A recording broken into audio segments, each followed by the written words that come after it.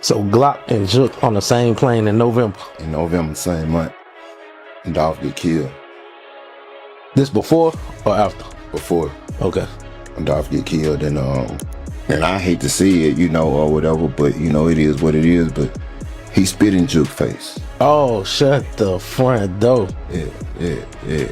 Yeah, he spit in Jook's face, and What if I told you that the very person who rode with young Dolph, the one who dropped tearful tributes after his death, the one the streets called his right-hand rider, what if that person was unknowingly one of the main reasons Dolph ended up in a casket? Not because he pulled a trigger, not because he ordered a hit, but because of one disrespectful move, one act of pure violation that allegedly lit the fuse on a $100,000 bounty that ultimately cost Memphis its king. That's the claim Goven Hernandez has been putting out there, and fans have been digging deep into the evidence. And y'all, what they found has the internet on fire right now. We are talking about Key Glock, Dolph's cousin, Dolph's artist, Dolph's protege, the young man Dolph poured everything into, the one he signed to Paper Route Empire and built into one of Memphis's most respected names in the game. And according to Goven, one reckless act by Glock may have been the spark that got Big Jook so heated, so personally disrespected, that he allegedly placed bounties on every single person repping Paper Route Empire, starting with Dolph himself. Stick with me until the end of this video because we are going to break down everything. The full beef timeline, the courtroom revelations, the leaked documents, and the explosive claims that have the hip-hop community asking whether Key Glock's actions played a role in one of the most devastating losses rap has ever seen.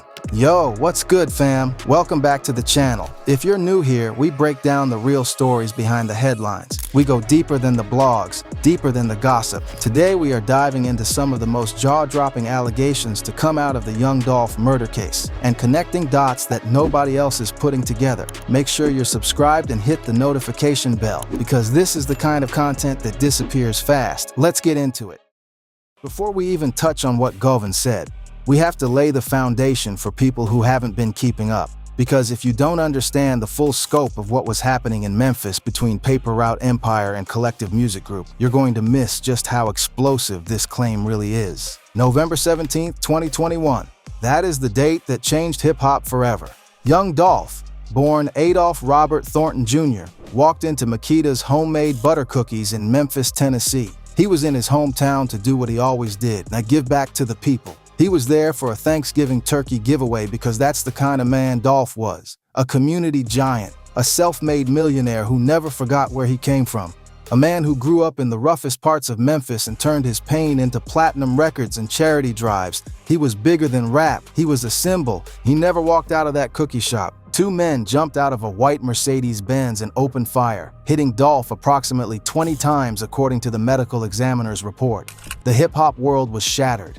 Memphis was in mourning. And from that moment, the hunt for justice began. A hunt that would eventually drag names, labels, courtrooms, and now shocking new allegations into the spotlight. Memphis rapper Young Dolph was shot and killed at a bakery today.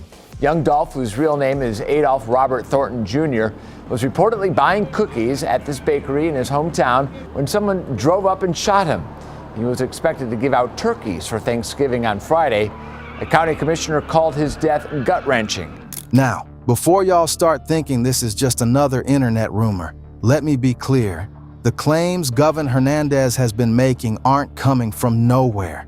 They tie directly into testimony that was given under oath in a real courtroom. And when you line up those court documents with what Goven is saying about Key Glock, it paints a picture that is darker, more complicated, and more heartbreaking than most people realize. But here's where it gets real. Let me give you the full breakdown from the beginning. To understand what Goven is claiming, you have to go back to 2014, because this story did not start with a shooting. It started with a handshake that never happened. Young Dolph was on the come-up. He was releasing mixtapes, building his name independently, doing it his way, and Yo Gotti, the king of CMG, one of Memphis's most powerful label executives, wanted him. Gotti offered Dolph a deal to sign to Collective Music Group, and Dolph, in a move that took more guts than most people understood at the time, said no. He turned it down cold. Dolph went on radio, went on interviews, and made it very clear he was going to be his own man. He built Paper Route Empire from the ground up, That decision earned him the respect of the streets and the industry, but it also made a very powerful enemy. See, in Memphis hip-hop, it wasn't just about music, it was about territory, loyalty, and power. And the fact that Dolph chose independence over alignment with CMG was seen by some as a direct statement. Then Dolph released his debut album and called it King of Memphis, a title Yo Gotti himself had been claiming for years. That was not an accident. That was a message. By 2016, the tension started bubbling over publicly. Dolph took to Twitter calling Gotti out, saying that someone who used to be his #1 fan and wanted to sign him had turned into his biggest hater. CMG artist Black Youngsta stepped into the mix, pulling up to Dolph's neighborhood with his crew making threats. Youngsta posted videos online saying he was going to slap Dolph if he ever saw him. He was showing up in Dolph's hood flexing. It was getting real in the streets of Memphis, real fast. Then 2017 hit, and everything escalated to a dangerous level. Dolph released Play With Yo Bitch, a direct diss at Yo Gotti.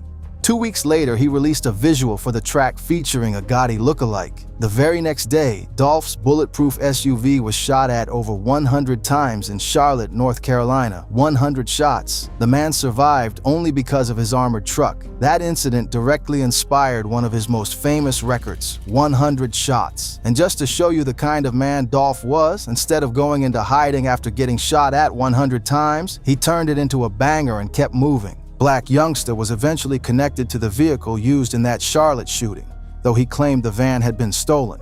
He turned himself in to authorities but was ultimately not convicted. Later that same year, Dolph was shot again, this time outside a hotel in Hollywood, California, a hotel where Yo Gotti's entourage was also staying. And I never had no budget cause I got it up. The LAPD now wants to talk with rapper Yo Gotti following a shooting in front of Lowe's Hotel in Hollywood. The individual you've mentioned has been possibly identified as being involved in what took place earlier. To what degree, we have no idea at this point. 100 shots. Another rapper, Young Dolph, in critical condition, shot several times in the body, and police say they have hotel security video they're now looking over. In the video, an individual produces a gun, a suspect, and he fires toward the individual who was shot. Detectives looking into the possibility of bad blood between rival rappers. Several months ago in North Carolina, Young Dolph's SUV was shot at 100 times, but he wasn't in it. Witnesses heard the shots here in Hollywood, and nearby security video captured a person running from an SUV. Corey McClendon, a known Gotti associate, was arrested near the location but was ultimately never charged. Let that sink in. This man survived 2 separate attempts on his life before 2021 even came around. He had 3 old bullets still inside his body at the time of his death. Memphis was a war zone, and Dolph was at the center of it all. Staying independent, staying defiant, staying alive, until he wasn't. Now, most casual fans know Yo Gotti, but the person who allegedly became the most dangerous figure behind the scenes in this entire story is Gotti's older brother, Anthony Big Jook Mims. Big Jook wasn't just Gotti's brother. He was deeply embedded in CMG's operations, handling talent, management, and the business side of the label. He called himself Jook the Boss publicly.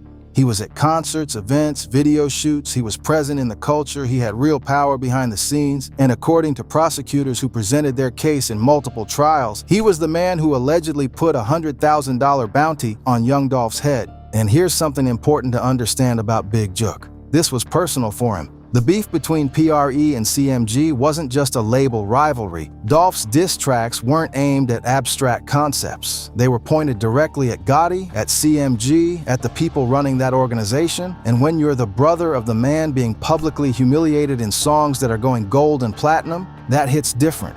That's your family name being dragged. That's your brother being called out in front of millions of people. For someone like Big Jook, who was deeply invested in the CMG brand and the Mims family reputation, every diss Dolph released was another log on the fire. Not just Dolph. Court documents that leaked and spread like wildfire online revealed what appeared to be a full hit list connected to Big Jook, targeting multiple Paper Route Empire members. According to those alleged documents, the bounties were $100,000 on Young Dolph, $50,000 on Key Glock, $50,000 on Paper Route Woo, $20,000 on Snoop Bands, and $5,000 on Big Moochie Grape. When those numbers dropped online, fans were stunned. The internet was screaming protect Key Glock at all costs, because if those documents are accurate, Glock wasn't just grieving his cousin, he had his own price on his head too. Now here's where it gets real spicy, and where Goven Hernandez steps into this whole thing with a claim that has people absolutely shook. Goven Hernandez has been vocal about the young Dolph situation and has been putting out claims that go far deeper than what we've seen in any courtroom. And one of the most explosive things he's said, the thing that is currently sending shockwaves through the comment sections and group chats, is that Key Glock spit in Big Jook's face. Fam, you heard that right? Spat in his face. Now, for y'all who might not understand just how serious that is in street culture, let me break it down real slow. Spitting on someone is about as deep a disrespect as it gets. It's not just an insult, it's a declaration. It's saying, I don't fear you, I don't respect you, and I don't care about the consequences. It's a physical violation, an act of dominance and contempt that cuts straight to the ego. In the streets, your reputation is everything. Your name is your currency. And if someone spits on you in front of witnesses and you don't respond, your name is finished. So when Goven alleges that Key Glock did this to Big Jook, a man with power, money, and connections, you have to understand what that would have meant on the street level. That is not something a man in Big Jook's position just lets go. According to Goven, this incident, Key Glock allegedly spitting in Big Jook's face, is what triggered everything that followed. The idea being that Big Jook, a powerful man with resources and connections, was so enraged by that disrespect that it escalated the CMG versus PRE beef from a rap rivalry into something far more deadly. And if Goven's claim is right, then that single act of disrespect allegedly became the thing that pushed Big Jook over the edge, contributing to the bounties being placed on PRE members and ultimately setting the stage for what happened to Dolph. Now, and this is important, Key Glock has not responded to this claim publicly, and to be fair, Goven's accusations are exactly that, accusations. They are not established facts, and we have to be real about that. But here's why people are taking it seriously. The broader context of what actually came out in court supports the idea that the CMG versus PRE conflict was deeply personal, deeply rooted in disrespect going both ways, and that Big Jook's alleged motivations weren't purely about rap. This wasn't just about diss tracks. Prosecutors themselves argued that Big Jook's alleged motive was rooted in personal rage. Revenge over diss tracks, over Dolph's Defiant, over years of disrespect aimed at the CMG brand and the Mims family name. So when you layer Goven's claim about Key Glock on top of that, it becomes a whole different kind of story. It starts to feel less like a rap beef and more like a calculated, deeply personal vendetta, one with consequences that spread far beyond just Dolph. Let's get into what was actually established on the record, because this is where the facts support a narrative that lines up with everything Goven has been saying. 3 people were tried in connection with young Dolph's murder. Justin Johnson, stage name Straight Drop, was the first to go to trial, and in 2024, he was convicted of first-degree murder and sentenced to life in prison plus 35 years. He was one of the 2 triggermen who jumped out of that white Mercedes-Benz. An aspiring rapper himself, Johnson was described in court as someone who was hungry for money and opportunity, and prosecutors said Hernandez Goven saw that hunger and exploited it. The second shooter was Cornelius Smith Jr. Smith did something unusual. He cooperated with prosecutors, admitted his role, and became the key witness against both Johnson and the alleged mastermind, Hernandez Goven. Smith testified extensively about how the whole operation allegedly came together, and his testimony painted a detailed and disturbing picture of just how organized this whole thing was. According to Smith's testimony, it was Hernandez Goven who connected him with Justin Johnson. It was Goven who allegedly told him about the existing bounties on Paper Road Empire members. Smith said he had no prior knowledge of any hits on PRE until Goven brought him into the fold. And then Goven allegedly introduced Smith to none other than Big Jook himself, at a meeting where Goven reportedly introduced Smith as one of the ones who would do the hit. Smith further testified that it was Big Jook who had put out the $100,000 bounty on Dolph, along with smaller bounties on other PRE members. He said Goven was going to take $10,000 as his cut for brokering the arrangement. Each triggerman was supposed to walk away with $40,000. Smith said he only ever received $800 before his arrest in January 2022. $800. That's what they paid him for murdering one of the greatest independent rappers to ever do it.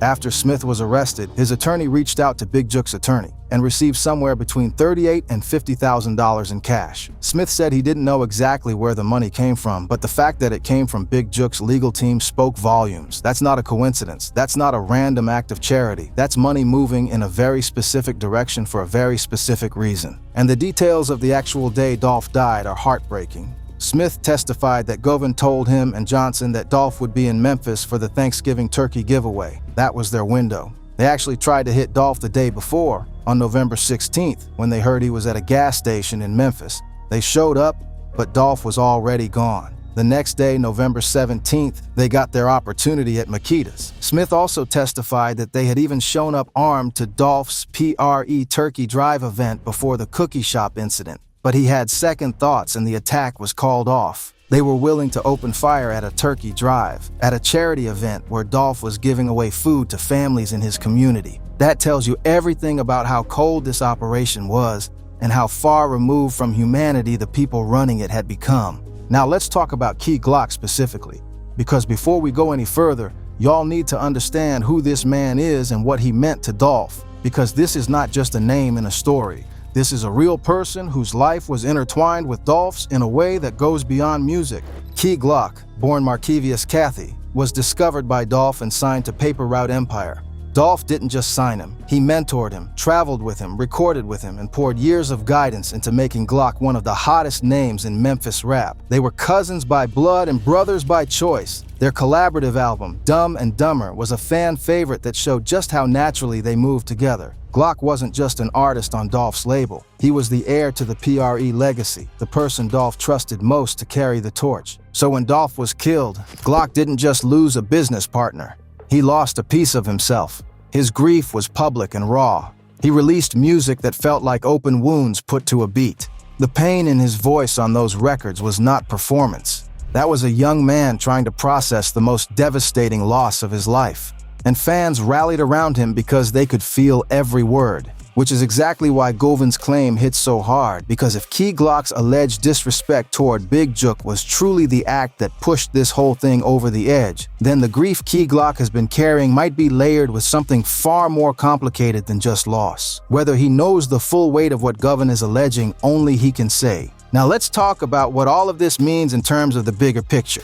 The third man charged, Hernandez Goven, who prosecutors called the alleged mastermind behind the whole operation, went to trial in August 2025. And after just 3 hours of deliberation, the jury found him not guilty on all counts. Key Glock, Dolph's cousin and closest creative partner, reacted publicly, posting "My city failed," a statement that captured the frustration of everyone who believed justice wasn't served. Let that sink in for a minute. The man prosecutors called the architect of the murder plot walked free. The man who allegedly connected the shooters, provided the guns, took a cut of the blood money and pointed them toward Dolph's location, walked out of that courtroom and hugged his lawyer. Young Dolph's family is still waiting for the full picture of justice, and right now the streets are angrier than ever. And that's exactly where Goven's claims become so significant in the public conversation. Because the court failed to deliver accountability for the alleged mastermind, people are looking at every angle trying to make sense of how we got here. And Goven's claim that Key Glock's disrespect toward Big Jook helped trigger all of this is the kind of claim that the community cannot ignore, especially when it comes from someone who says they have inside knowledge of how these events unfolded. Now, this ain't just about placing blame on Key Glock. This is about understanding the full chain of events, the chain that led from a turned-down record deal in 2014 to years of diss tracks and shootings, to an alleged personal insult that Goven says pushed Big Jook to the point of no return, to a $100,000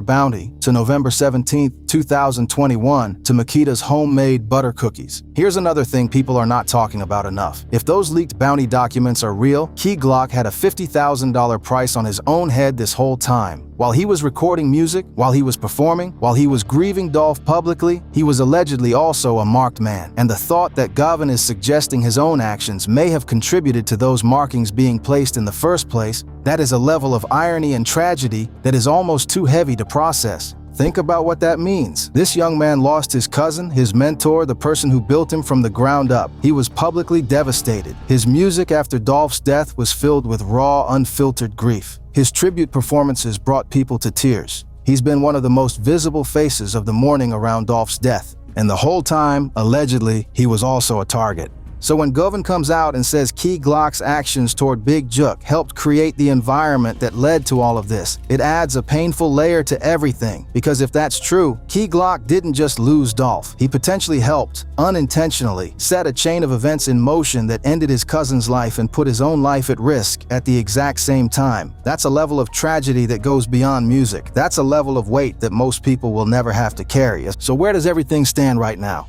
Let's break it all the way down. Big Jook, the man prosecutors say was behind the entire operation, is dead. He was shot and killed outside a restaurant in Memphis in January 2024. His murder remains unsolved to this day. He was never charged with anything related to Dolph's death while he was alive. The man who allegedly put the money on the table left this earth without ever sitting in front of a jury, without ever having to look Dolph's family in the eye, without ever being held legally accountable for anything connected to November 17, 2021. Justin Johnson is sitting in prison serving life plus 35 years. He is never going home. Cornelius Smith, the cooperating witness, hasn't been sentenced yet. His cooperation bought him time, but he still faces murder charges. His fate is still being written. Hernandez Goven walked. Acquitted, free man, and the family of young Dolph, his life partner Mia J., his children, his sister who FaceTimed him the day before he was murdered, they are still waiting for something that truly feels like justice. Mia J. said after Justin Johnson's conviction that the verdict restored her confidence in the system, but Govan's acquittal had to reopen those wounds all over again, because justice that is half delivered is still half missing. The real thing that keeps people up at night is the question of whether we will ever get true, complete accountability. One shooter is in prison for life. One alleged mastermind walked free. The man allegedly at the top of the order died in the streets before he ever saw a courtroom. And now we have Goven dropping claims that add Key Glock, one of hip-hop's most beloved figures, into a conversation he has never had to publicly answer. At the end of the day, the story of young Dolph's death is not just about Memphis. It's not just about rap beef. It's about how the consequences of street politics, personal pride, and escalating disrespect can spiral so far out of control that innocent people, and not so innocent people, end up in body bags and courtrooms and grief that lasts a lifetime. Young Dolph built something real. He built Paper Route Empire from nothing. He stayed independent when every major label came knocking. He took shots, literal gunshots, and kept going. He gave back to his community with turkeys and scholarships and presents. He was a father, he was a partner, he was a cousin. He was the kind of person that Memphis doesn't make very often, and now that he's gone, that void is permanent. And what makes this whole situation even more painful is that Dolph saw it coming. This was not a man who was caught off guard by the idea that people wanted him dead. He had survived it before. He wore bulletproof vests. He drove armored vehicles. He literally titled an album Bulletproof as a direct response to the attempts on his life. He knew the environment he was operating in, and he moved accordingly. But on November 17th, he was in his city, feeding his people, doing what good men do. And even all of that protection and preparation could not save him from a plan that had been set in motion long before that day. That is the part that Goven's allegations force us to sit with. Because if the spit that allegedly landed on Big Jook's face was truly the final trigger, then the machinery that killed young Dolph may have been set in motion by someone who had no idea the consequences would be so catastrophic. Not a rival label executive sitting in a boardroom, not a sworn enemy, but his own cousin. Someone he trusted with his name, his label, and his legacy. We want to hear from y'all. Do you think Goven Hernandez's claims hold weight? Do you believe that Key Glock's alleged actions toward Big Jook played a role in escalating the situation that ultimately took Dolph's life? Or do you think Goven is stretching the truth for attention and clout? Drop your thoughts in the comments below and let the community talk. And click on the content on screen for more deep dives just like this one. Because we are just getting started. Long live Dolph, Paper Route forever.